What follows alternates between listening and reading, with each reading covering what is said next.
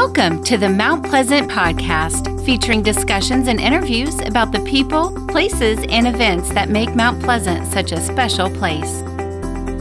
This is the Mount Pleasant Podcast. I'm your host, Brian Cleary, and all thanks to the great people of Mount Pleasant Magazine, I get the honor and the privilege of introducing you to Mount Pleasant, the people who make it such a special place to do business, to work, and even to live. We're introducing you to Mount Pleasant's best on the Mount Pleasant Podcast.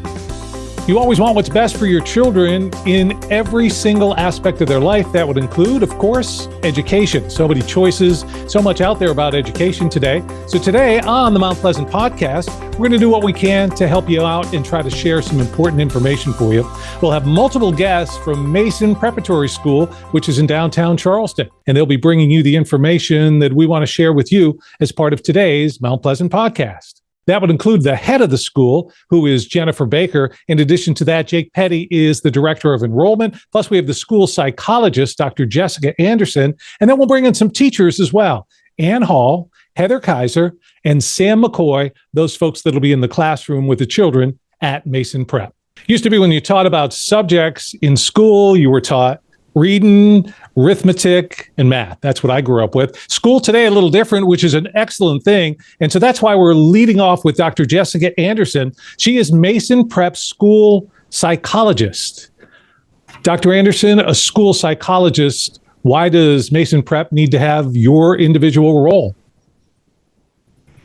Sure. So that's a pretty good question. The role of school psychology is really different based on each school. I've worked in a lot of different settings, but here at Mason Prep, I have the privilege of really overseeing the social, emotional well-being of our students. So I get to kind of pick out our social emotional learning programs. I get to support students one-on-one, and I get to work with our student support team in terms of, how that plays into academics as well. So it's a pretty exciting and never boring role. How do you explain to a parent exactly what social emotional learning is? Sure. So it's the process in which people kind of acquire the knowledge and skills to manage their emotions, like how they can achieve their goals, hopefully with empathy, perspective taking, understanding of others, and how that plays into their relationships and their world. So as a mom or dad, as a parent, it might be the thought that, well, no, that's something that we give them at home. Is this something that's designed and should be used in the classroom as well? Absolutely, because the more you have confidence in your ability to navigate your world, whether that's social or just kind of understanding the communication that's happening, you're just a better learner. You're more available for your academic success. Hopefully that bell's okay, as well as your social success. And from working with kids, while academics are certainly really important, and we stress that here, when kids feel good about themselves and about their friendships and about their social world, they are much more successful in the academic setting as well. Now, is this something that parents can partner with as far as what you do? Because obviously math homework is sent home. Mom and dad are helping their son or daughter out. Is there stuff that a parent could do at home to help in terms of this type of learning? Absolutely. And we try to encourage that through the programs that we use here. So we use Michelle Garcia Winner's social thinking curriculum in K through second grade, which is a really well-known program. And we provide information to parents about what all those lessons look like, as well as resources. So not only will they understand what we're doing here at school, but then they can continue that conversation at home. And then for third through eighth grade, we use a program called the Social Institute, which again has a parent portal to really help parents understand the language we're using, the skills we're building, just even what the lessons look like. So when their kids come home, I'm just like, oh, what'd you do at school? And they're like, nothing. They can jump onto that parent portal and see what we're actually doing. And then just in general, we really just encourage parents to, take a more listening approach when it comes to their child coming home and talking about things that are more social. So if they're saying, hey, I had a problem with my friend on the playground today, kind of taking a moment and just saying, hey, well, tell me more about that. And how did you feel? How do you think your friend might have felt? What do you think you could do to solve the problem? We're so quick to want to fix everything for our kids because we care about them so much, but helping them talk through it be able to understand their perspective, what someone else's perspective might be, and then how they can actually solve the problem themselves builds so much confidence, and then they're just way more successful. It's terrific to see that this can be a partnership as well. Now, Dr. Anderson, one other thing before you go away, because I really have to get the answer to this particular question. People have in the back of their heads, they hear psychologist, they think of a couch. So are you bringing in a fourth grader and sitting them on the couch, and I can see you with your pad there? Tell me about your feeling. That's the stereotypical, what we see from the movies and TV. Is that what you're doing at the Mason Prep? No, not exactly. That is part of my background. I'm a licensed clinical child psychologist and school psychologist, but no, here at Mason Prep, it's problem-solving approach. So I don't have a couch in my office. I have a table and chairs, and students do come in and work with me one-on-one, but it's really about that model of tell me about what's going on. Let me know how you think you can solve it. If you need some help, some prompting, some ideas, we're going to work through that together, and we're going to try them out, see if they work. And if not, we revisit it and keep trying. One of the differences at Mason Prep, social emotional learning with Dr. Jessica Anderson. Thank you, Dr. Anderson. Thanks for having me. This is where the pages of Mount Pleasant Magazine come alive. It's the Mount Pleasant Podcast. Today, our subject is education, and I'm Brian Cleary, joined now from Mason Prep's Top Dog. Does anybody call you Top Dog, Jennifer? No. Okay. Well, she is the head at Mason Prep. Now, Jennifer, would people then say, is your role the role of the principal, or is it somewhat different? It's very similar to the principal, and then plus.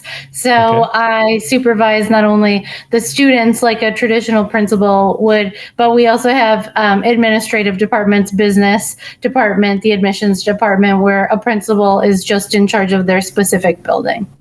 So if someone hasn't heard of Mason Prep, what do you tell them about the school? What's different? Why should I send my son or daughter to Mason Prep? Absolutely. Let me tell you a little bit about us.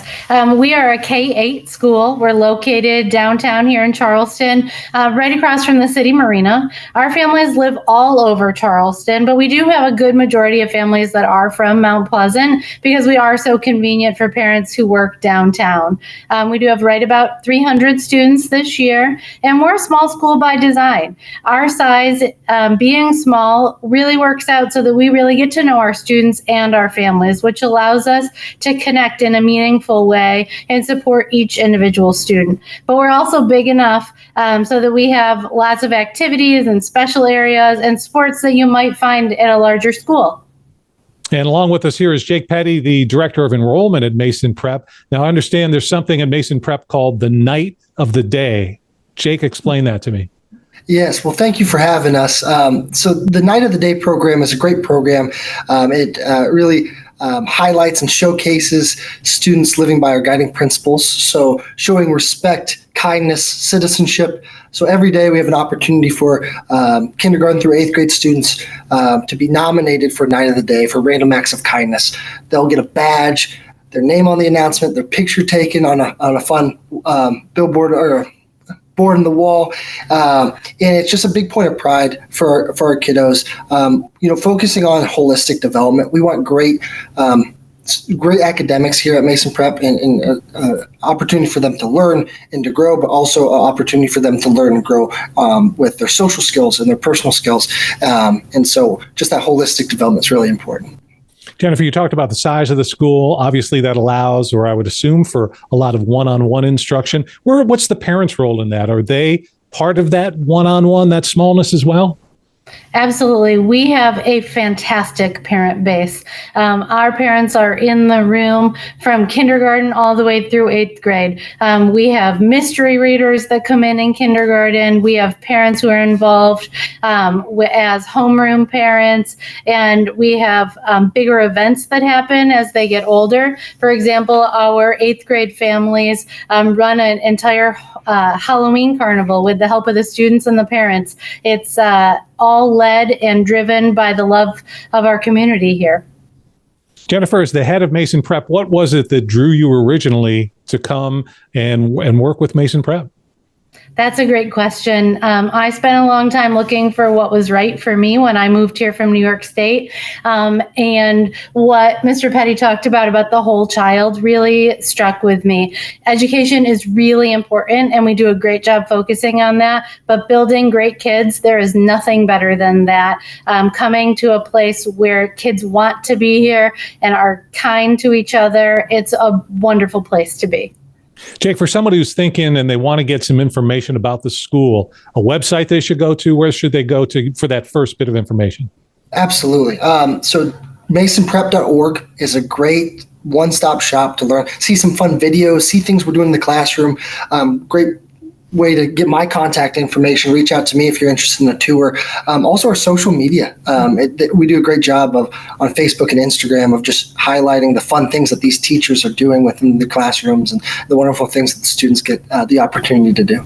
So Jake, I go to that website to get your contact information. I'm a parent and I'm thinking, yeah, this might be a place for my son or daughter. What's the next step that I should take to maybe find out more or to get my child enrolled? The best thing to do is come in for a tour. You get to see kind of authentically what this school has to offer. And we're fortunate to have so many great schools in the Charleston area.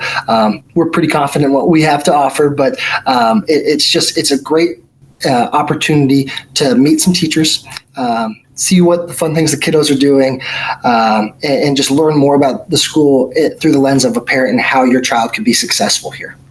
Now, we're inside the first part of the school year as we talk today. Is it something that, okay, well, this will be next summer because I can only enroll a student at Mason Prep at the beginning of the year, or could I do it at any point? So we have rolling admissions. And so if a student wants to be a mid-year enrollee, we definitely welcome those. We had a couple students from Germany and abroad last year join us throughout the year, which was really exciting. And so we do have rolling admissions.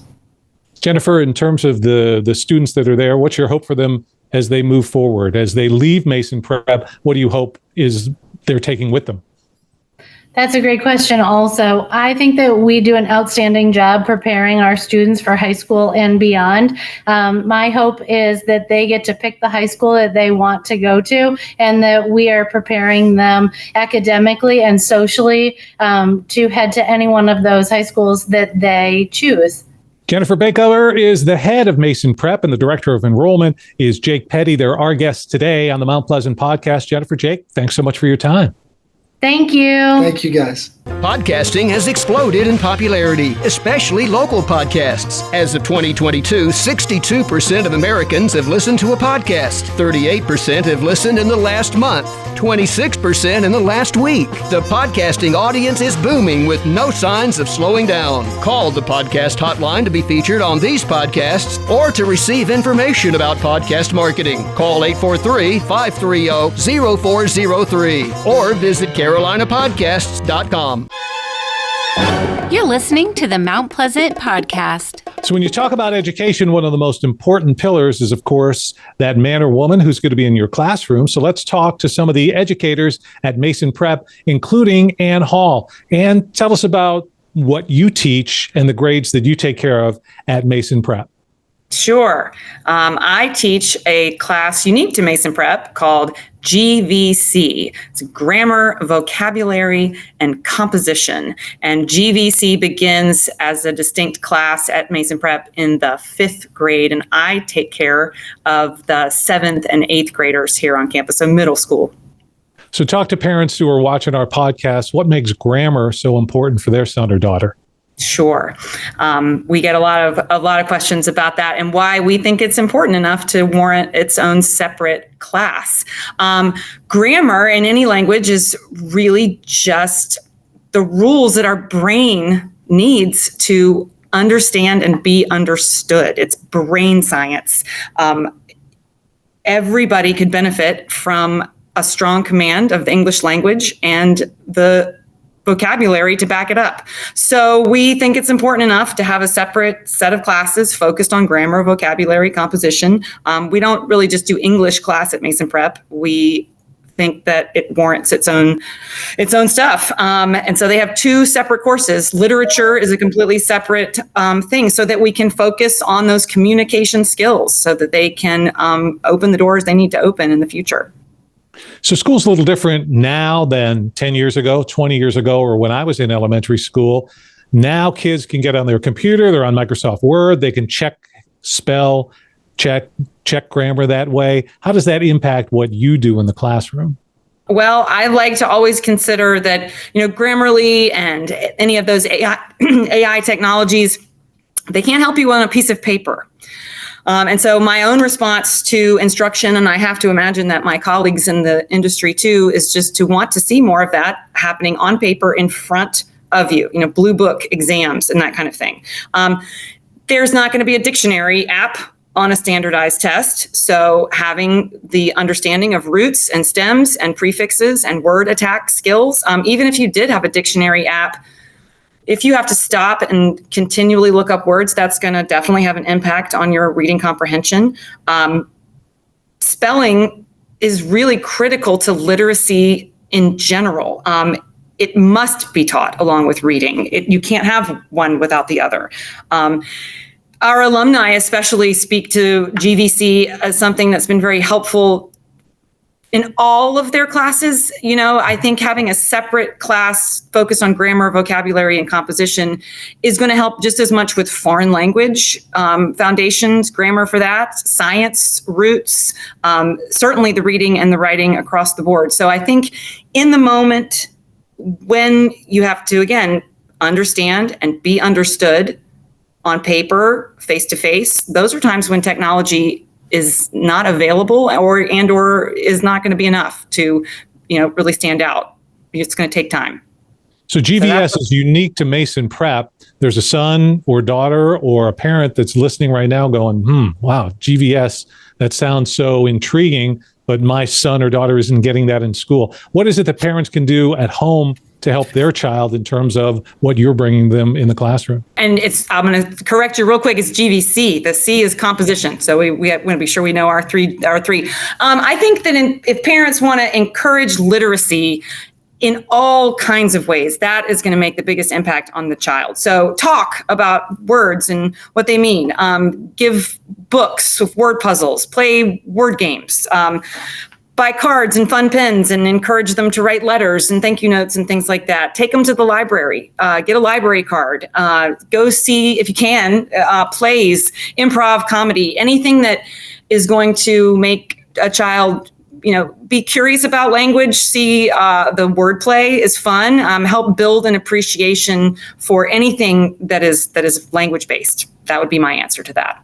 You're the coolest teacher I ever met. None of my teachers ever encouraged me to go see comedy or improv. That's awesome. But as you think of that through, it makes such sense.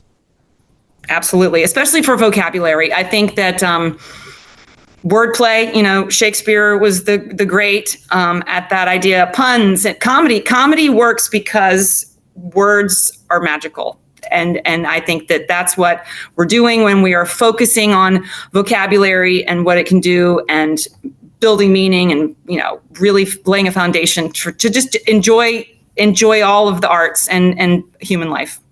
Now, I can't let you get away without asking you this, and you probably get this all the time, But how often you get called Annie Hall?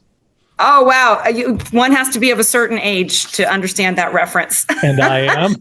So my students, not so much, but absolutely, teachers and peers will often, that's how they can remember who I am. They'll remember Ann because of Annie Hall. Absolutely.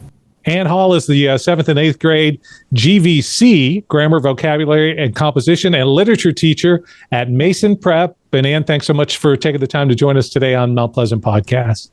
Thank you guys so much for doing this. We're getting some education today on the Mount Pleasant Podcast. This is where the pages of Mount Pleasant Magazine come alive. Can't thank you enough for joining me, Brian Cleary. We're talking to both staff and faculty at Mason Preparatory School in downtown Charleston. And joining us now is Heather Kaiser. Heather teaches kindergarten at Mason Prep. Heather, you said the kids were great today, but they're great every day. Truly, really?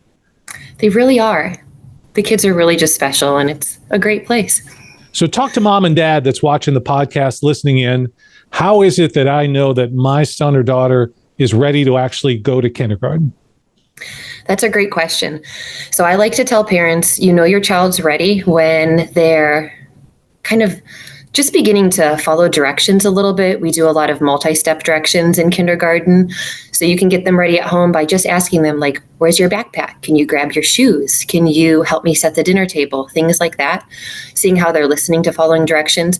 Also, even connecting with letters. They might notice different letters on signs. If you're reading books, they might be talking about some of the characters. Things like that. You also know when they're ready when you ask them questions like, what have you done in preschool? And if they can kind of share more with you. But we get children from all over, from many different preschools. So we really work with the children when we get them. So there's many different levels. There's so many different preschool programs out there. So we're just happy to work with the children each day. And so for mom or dad, it's not necessarily a numerical thing. My son or daughter is 5, so they must now, they weren't ready before. It's more, you can have a feeling about it, I guess. Absolutely. Yeah. So some children need just the gift of a little bit more time. And some children, we've got like brand new 5-year-olds that really just excel with the program. So it just kind of depends on the own individual child and how you feel, if they're ready to jump in and do more of a structured learning and different art projects. And a lot of parents always ask me, do my children have to know like their letters and sounds? Do they have to read? And I always say, absolutely not. Like kindergarten is the year where we review. First, we start recognizing the letters. We match up like the capital A, lowercase a. We do all of that. And then we slowly get into the sounds where we're matching the A with the A sound, B with B, and we go through. And then I'm just amazed as the year progresses, like by the end of the year, I have tiny little readers. So they definitely do not have to know how to read in order to enter kindergarten. So there's not necessarily that set of requirements in terms of reading, or, hey, your son or daughter's got to be able to stay between the lines when they're coloring. This is something and skills that you'll help develop, I guess. Oh, absolutely. Like we love when kids come to kindergarten and they're like a blank slate and we just get to nurture and watch them grow. Like kindergarten is my favorite year because you get to pour so much information into them. I always say that they're like little sponges. They soak it all up and just the things that they're able to show you. And I love just the growth from the beginning of the year. We do something in kindergarten where the first day they draw a picture of themselves. And it's just so cool to see. We do it every single month where they're able to a picture in August, and they might have their arms and legs in different places. They might have eyes, they might have ears, but then by the end, we just see that growth. And it's the same with recognizing letters and sounds, same with their numbers. Like you just see so much growth in kindergarten. And so you have a bunch of kids in this kindergarten class. As they come in, I guess they're at all different levels. Do you find that kids are able to learn from the other children as well as learning from you? The children, I have something in my class called Tiny Teachers. So if we're working with different students in each of the different groups, there's a person that they can kind of go to and ask for help. But it's amazing just to see how if you recognize and really celebrate, I like to celebrate positivity. So in the classroom, I'm like, oh, so-and-so is doing a fantastic job. It's amazing. Just that little bit of positivity just really grows. And then other kids start raising their hand. We talk a lot about being an expected listener.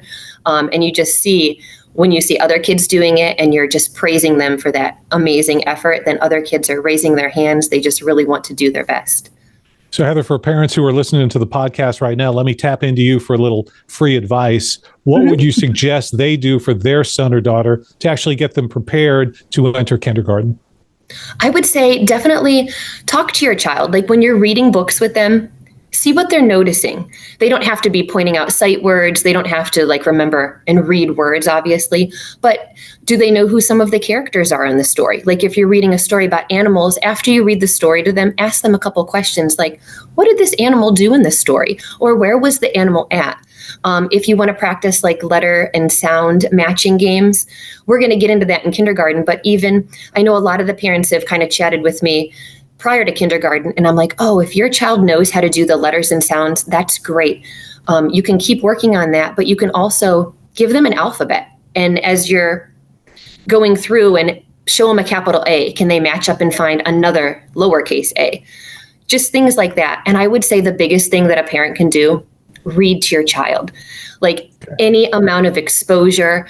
I have a degree in reading, so it's one of my passions, but any exposure, reading to them, make your voice match the characters' voices, just show that love of reading to them at such an early age, and then they're going to model that. They're going to want to be little readers too. You mentioned the word passion. You've brought it to our Mount Pleasant podcast interview. I'm sure you bring it to the classroom every day. Do you have the most fun job at MPS? I'm going to be honest, I really do. Like, I know I get paid for coming to work every single day, but teaching is definitely not a job for me. I love it. So I'm very passionate about it. It's something about a kindergarten teacher. You just bring that joy to those kids, and I'm sure it reflects back on you. Heather Kaiser is the kindergarten teacher at Mason Prep. Heather, thanks so much for your time today. Thank you so much. It was great being here. As we continue our discussion on education today here on the Mount Pleasant podcast with me, Brian Cleary, education at Mason Prep is a well-rounded thing, including music. And the music teacher, the steel band director, Sam McCoy, joins us. Sam, first of all, the steel bank. What is that? Tell me about it. So steel band it's an instrument. The steel pan is from Trinidad, Tobago, and the steel band is a grouping of those instruments. And we have tenor pans, which are actually really a soprano instrument. And then they have sets of 2, 3, and they each get lower. We have bass pans. And it's an ensemble that the kids can play in even from a young age, and it helps them develop motor skills and ears for melody and bass and chords. So it allows me to teach general music, but to have the kids active and playing. Well, it's cool because Mason Prep, just kindergarten through 8. I think a lot of people, when they think of band, they think of high school bands that go on to college bands. So as a parent that's joining us for the podcast today, what's the importance of music instruction with elementary kids?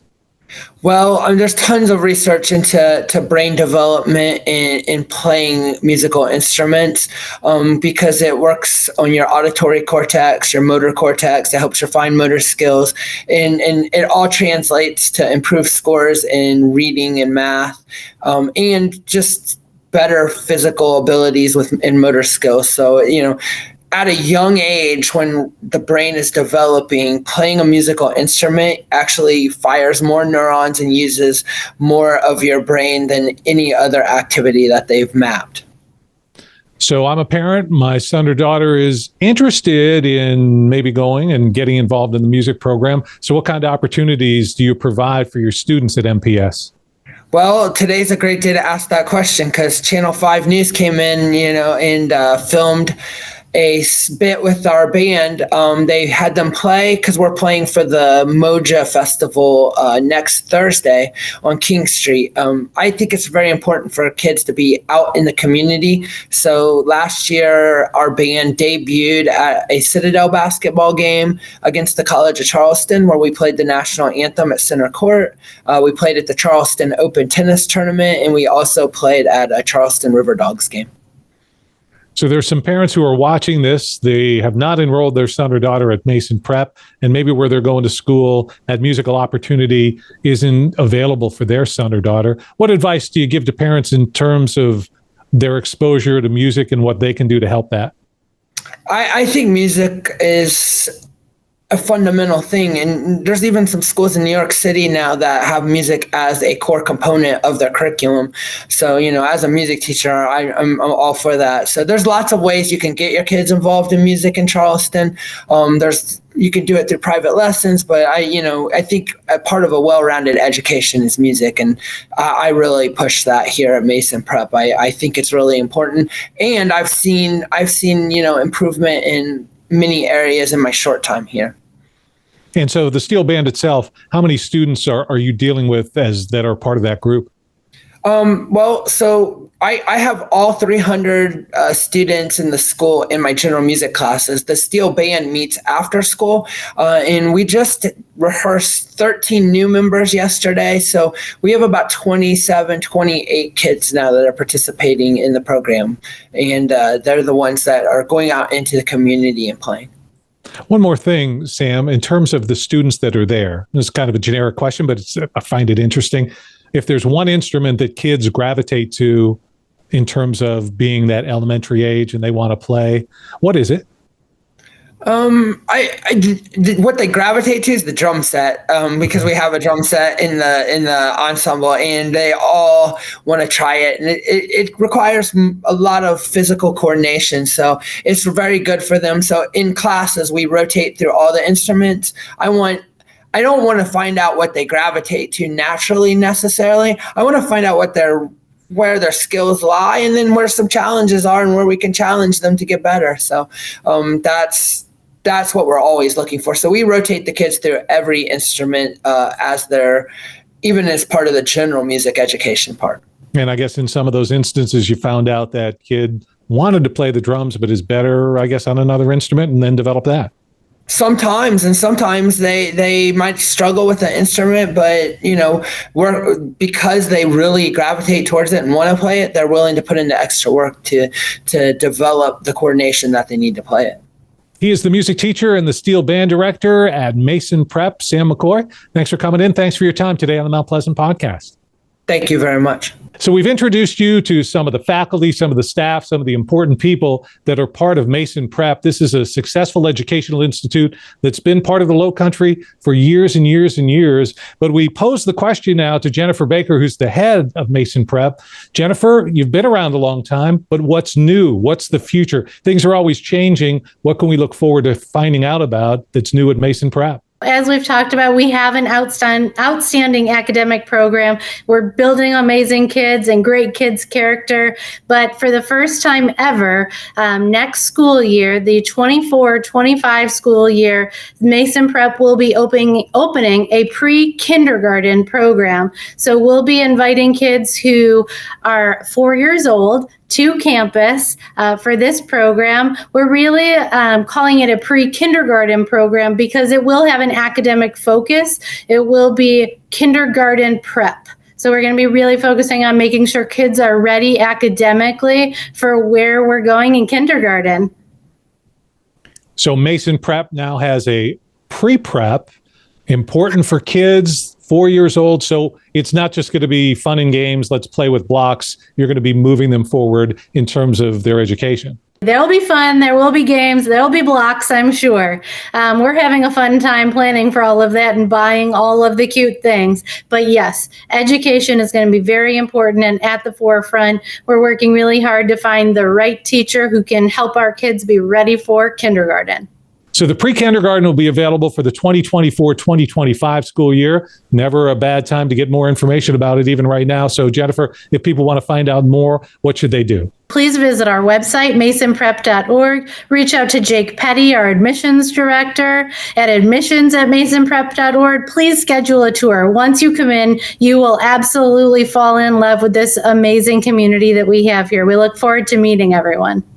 Seeing is believing. We've seen and talked with members of the staff and just some great people from MPS, Mason Preparatory School in downtown Charleston. If you're looking for an educational alternative for your son or daughter, check out Mason Prep. Jennifer, thanks so much for taking the time to be with us today. Thank you so much. It was an honor to join you today. Mason Prep, all part of the Low Country community, and that's what Mount Pleasant Magazine is all about, bringing you the highlights of Mount Pleasant and everything around us. This is the Mount Pleasant Podcast. I'm Brian Cleary. Thank you so much for joining us. Thank you. Thanks for spending your time with the Mount Pleasant Podcast, your community, your podcast. Listen to past and future episodes at mountpleasantpodcast.com.